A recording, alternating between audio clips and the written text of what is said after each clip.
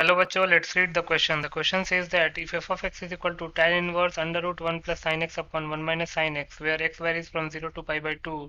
then f dash pi by 6 is, and the options are minus 1 upon 4, minus 1 upon 2, 1 upon 4 and 1 upon 2. इस question में f of x दे रखा है tan inverse under root 1 plus sine x upon 1 minus sine x और x 0 से pi by 2 very कर रहा है, 0 और पाई बाई 2 दोनों इंक्लूडेड हैं, तो हमको f डैश पाई बाई 6 की वैल्यू निकालनी है। बहुत ही सिंपल सा क्वेश्चन है। क्वेश्चन को सॉल्व करने से पहले हम की कॉन्सेप्ट लिख लेते हैं। की कॉन्सेप्ट, पहला की कॉन्सेप्ट है sine square theta plus cos square theta 1 के इक्वल होता है। साइन 2 थीटा का फॉर्मूला होता है 2 साइन थीटा कॉस थीटा। दूसरा a plus b whole square का फॉर्मूला होता है a square plus 2ab plus b square. A minus b का होल स्क्वायर का फॉर्मूला होता है a square minus 2ab plus b square.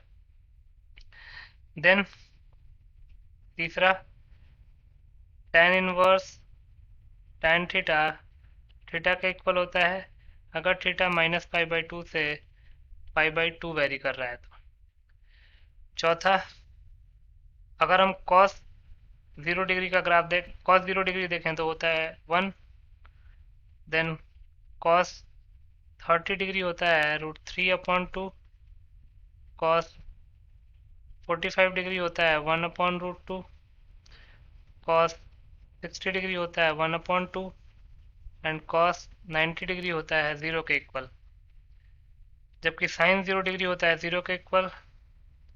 sin of 30 degree होता है 1 अपॉन 2 के इक्वल, साइन ऑफ 45 डिग्री होता है 1 अपॉन रूट 2 के इक्वल, साइन 60 डिग्री होता है रूट 3 अपॉन 2 के इक्वल एंड साइन 90 डिग्री होता है 1 के इक्वल। अगर आप ध्यान से देखेंगे तो cos 0 डिग्री से 45 डिग्री में साइन को डोमिनेट कर रहा है, क्योंकि cos की वैल्यू साइन से ज़्यादा है 0 डिग्री से 45 डिग्री में। 45 डिग्री पे वैल्यू सेम हो जाती है, उसके बाद cos जो है वो साइन से नीचे आ जाता है, साइन डोमिनेट करने लगता है 45 डिग्री से 90 डिग्री के रेंज में। तो इस चीज़ का हम ध्यान रखेंगे। अब लिख सकते हैं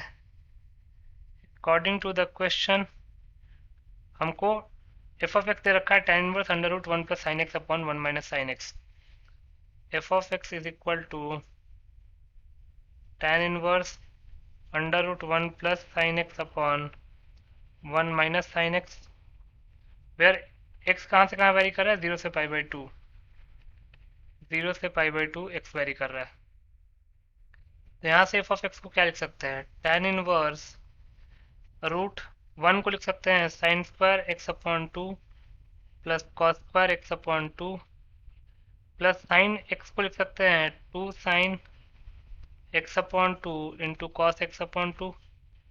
होल अपॉन सिमिलरली लिख लेंगे sine square x upon 2 plus cos square x upon 2 minus 2 sine x upon 2 cos x upon 2। तो हो जाएगा tan इनवर्स अंडर रूट, इसको हम sine x upon 2 plus cos x upon 2 whole square लिख सकते हैं न्यूमरेटर को, और डिनोमिनेटर को लिख सकते हैं sine x upon 2 minus cos x upon 2 whole square. जब अंडर रूट से बाहर आएगा तो मॉड लगेगा, ये हो जाएगा cos x upon 2 plus sine x upon 2 upon cos x upon 2 minus sine x upon 2। Modulus का मतलब ये है कि प्लस माइनस दोनों, cos x upon 2 minus sine x upon 2 भी हो सकता है, sine x upon 2 minus cos x upon 2 भी हो सकता है। अब हमको डिसाइड करना है कि कौन सा होगा, cos x upon 2 minus sine x upon 2 होगा या फिर sign x upon 2 minus cos x upon 2 होगा। तो लिख सकते हैं अकॉर्डिंग टू द क्वेश्चन जो x है वो 0 से पाई बाई 2 वेरी कर रहा है, तो हम पाई बाई 2 कहाँ से कहाँ वेरी करें, x अपॉन 2 कहाँ से कहाँ वेरी करेगा, x अपॉन 2 पाई बाई 4 से, पाई बाई 4 से छोटा होगा और 0 से बड़ा होगा। और अगर x अपॉन 2 0 से पाई बाई 4 वेरी कर रहा है तो इस केस में cos x अपॉन 2 जो है वो बड़ा हो जाएगा sin x अपॉन 2 से, क्योंकि अभी की कॉन्सेप्ट में हमने देखा था कि अगर एंगल 0 से पाई बाई 4 वेरी कर रहा है तो उसमें cos जो है वो sin को डोमिनेट करेगा, तो cos x upon 2 will be greater then sin x upon 2। तो यहाँ से क्या लिख सकते हैं, cos x upon 2 minus sin x upon 2 will be greater than 0, तो cos x upon 2 minus sin x upon 2 आएगा। तो यहाँ से लिख सकते हैं therefore f of x is equal to tan inverse numerator में क्या था, cos x upon 2 plus sine x upon 2, उसमें तो मॉड लगाने की कोई ज़रूरत नहीं थी, बट स्टिल हमने लगाया था, अपॉन cos माइनस साइन होगा, ना कि साइन माइनस cos, तो हो जाएगा cos x upon 2 minus sine x upon 2। Further simplify करते हैं, cos x अपॉन 2 को कॉमन ले लेते हैं न्यूमरेटर में और डिनोमिनेटर में, तो जगह cos x अपॉन 2 कॉमन ले लिया तो जगह 1 plus sine x upon 2 upon cos x upon 2, तो उसको लिख सकते हैं tan x upon 2 whole upon नीचे भी cos x अपॉन 2 कॉमन ले लिया तो जगह 1 minus tan x upon 2,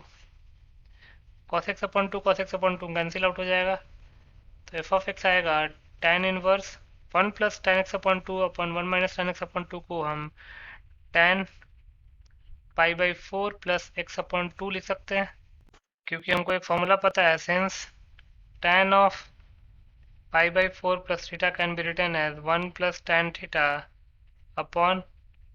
1 minus tan theta, तो यहाँ से f ऑफ x आ गया tan inverse tan of pi by 4 plus x upon 2 के। अब x upon 2, since x upon 2 कहाँ से कहाँ वेरी कर रहा था, अभी हमने इसका वेरिएशन देखा था, 0 से पाई बाई 4 वेरी कर रहा था, 0 से पाई बाई 4 वेरी कर रहा था, तो पाई बाई 4 प्लस एक्स अपॉन 2 कहाँ से कहाँ वेरी करेगा, पाई by 4 plus x upon 2, pi by 4 plus pi by 4 हो जाएगा पाई बाई 2, और 0 प्लस पाई बाई 4 हो जाएगा पाई बाई 4। तो चूंकि पाई by 4 plus x upon 2 pi by 4 से पाई बाई 2 वेरी कर रहा है, तो tan वर्स tan थीटा क्या होता है, थीटा, तो यहाँ से लिख सकते हैं therefore f of x is equal to pi by 4 plus x upon 2, because tan inverse tan x will be equal to x when x varies from minus pi by 2 to pi by 2। तो f of x हमारे पास pi by 4 plus x upon 2 आ गया। Further proceed करते हैं, तो लिख सकते हैं therefore f of x is equal to pi by 4 plus x upon 2। अब हमको निकालना क्या है, f dash x at x is equal to pi by 6। अगर क्वेश्चन में ध्यान से देखेंगे तो f dash x at x is equal to pi by 6,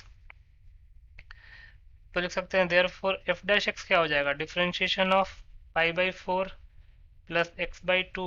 with respect to x। Pi by 4 एक कांस्टेंट वैल्यू है, उसका डिफरेंशिएशन 0 हो जाएगा, plus differentiation of x upon 2 with respect to x, हो जाएगा 0 प्लस हाफ कांस्टेंट है बाहर आ जाएगा dx अपॉन dx, तो f डैश x की वैल्यू क्या आ गई, पाई अपॉन 2 1 अपॉन 2। अब यहाँ पे कोई भी x का टर्म दिख रहा है क्या कि हम पाई बाई 6 पुट करें, x का टर्म ही नहीं दिख रहा है, तो f dash x at x is equal to pi by 6 भी 1 अपॉन 2 के ही इक्वल होगा, क्योंकि f डैश x एक कांस्टेंट वैल्यू है, तो 1 अपॉन 2 आ गया। अब देख लेते हैं कि इस ऑप्शन में लिखा हुआ है ये 1 अपॉन 2 डी ऑप्शन में लिखा हुआ है, तो लिख सकते हैं hence d is the required correct option, D जो है वो हमारा रिक्वायर्ड करेक्ट ऑप्शन हो जाएगा, तो डी ऑप्शन को टिक कर लेंगे। So D is your final answer. I hope you understood it well. Best of luck.